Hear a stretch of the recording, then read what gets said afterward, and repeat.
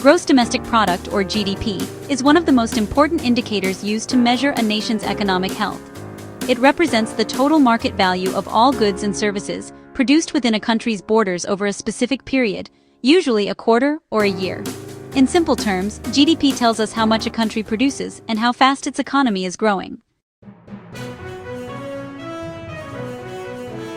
Economists generally use three different methods to calculate GDP. Each approach looks at the same economy from a different angle, but in theory, all three should produce roughly the same result. The production approach measures GDP by adding up the total value of goods and services produced in the country, minus the value of the goods and materials used to make them.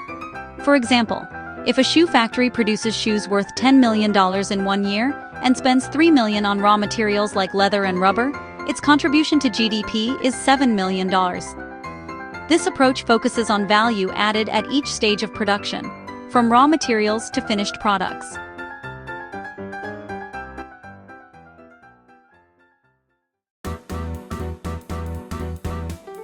The income approach measures GDP by adding up all the incomes earned within a country. This includes wages and salaries paid to workers, rents paid for land, interest earned on capital, and profits made by businesses. Taxes on production are added, while government subsidies are subtracted. In other words, this method answers the question, how much income did the production of all goods and services generate? It helps economists understand how money flows through the economy and how national income is distributed.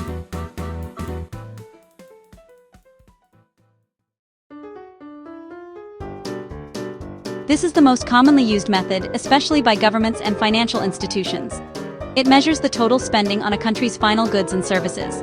The formula is expressed as GDP, C plus I plus G plus X M, where C stands for consumption, household spending on goods and services.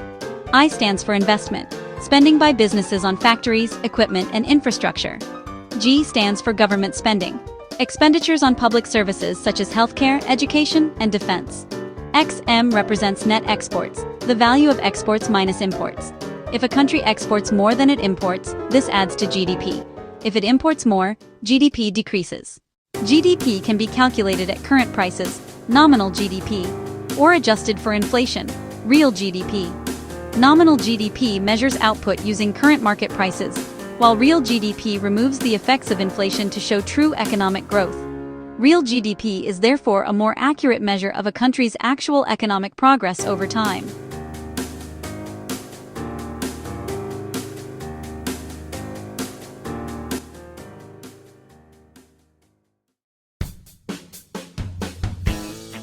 GDP is a key tool for governments, economists, and investors.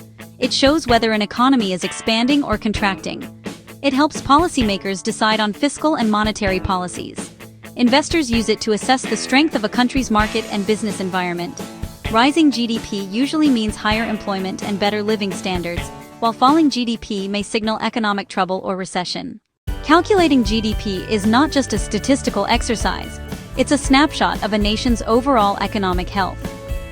By understanding how GDP is measured through production, income, and expenditure, we can see how every part of the economy, from workers and factories to consumers and governments, contributes to growth.